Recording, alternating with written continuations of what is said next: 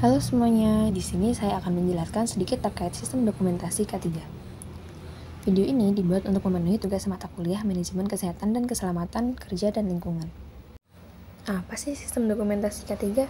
Sistem dokumentasi K3 adalah kumpulan kebijakan, prosedur, instruksi kerja, serta catatan yang digunakan untuk mengelola keselamatan dan kesehatan kerja dalam suatu organisasi.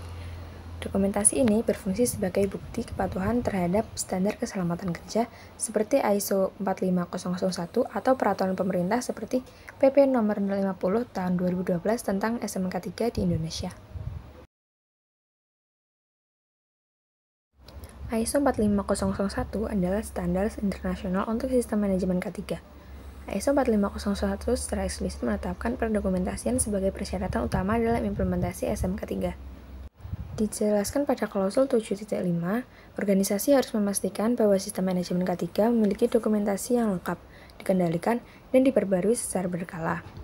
Dan pada klausul 9.1, pemantauan, pengukuran, analisis, dan evaluasi.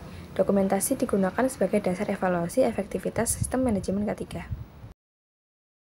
Fungsi sistem dokumentasi K3 yaitu menyatukan secara sistematik kebijakan, tujuan, dan sasaran K3. Menguraikan sarana pencapaian tujuan dan sasaran K3, mendokumentasikan peranan, tanggung jawab, dan prosedur, menunjukkan bahwa unsur sistem manajemen K3 yang sesuai untuk perusahaan telah ditetapkan, memberikan arahan mengenai dokumen terkait, dan menguraikan unsur lainnya. Dokumentasi ini juga membantu dalam audit dan evaluasi dari pihak berwajib, sebagai bukti bahwa perusahaan telah melakukan tanggung jawab dan prosedur K3-nya. Penerapan sistem dokumentasi K3 di PT Kayu Lapis Indonesia. PT Kayu Lapis Indonesia adalah perusahaan yang mengelola. PT Kayu Lapis Indonesia adalah produsen terkemuka produk kayu buatan di Indonesia yang hanya berjarak beberapa kilometer dari rumah saya, yaitu di Desa Mororejo. Itu sebabnya saya mengangkat PT Kayu Lapis Indonesia sebagai contoh dalam video ini.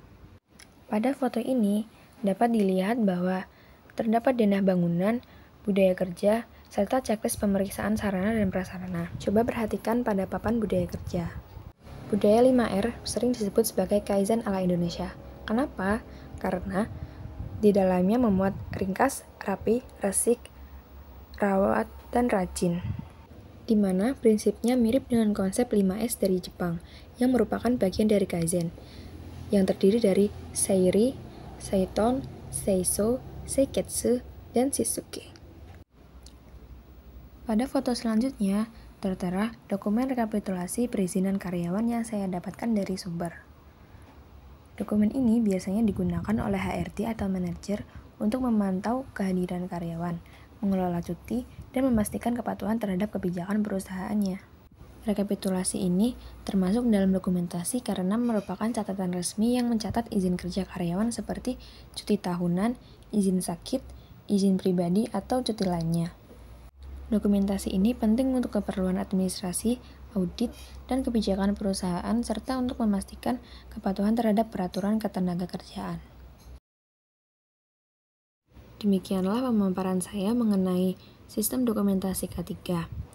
Dokumentasi yang baik bukan hanya sekedar kewajiban, tetapi juga menjadi fondasi utama dalam menciptakan lingkungan kerja yang lebih aman dan efisien. Kini, saya membuka diskusi. Apakah ada pertanyaan, tanggapan, atau pengalaman yang ingin Anda bagikan terkait implementasi dokumentasi SMK 3 di tempat kerja Anda? Silahkan tulis di kolom komentar.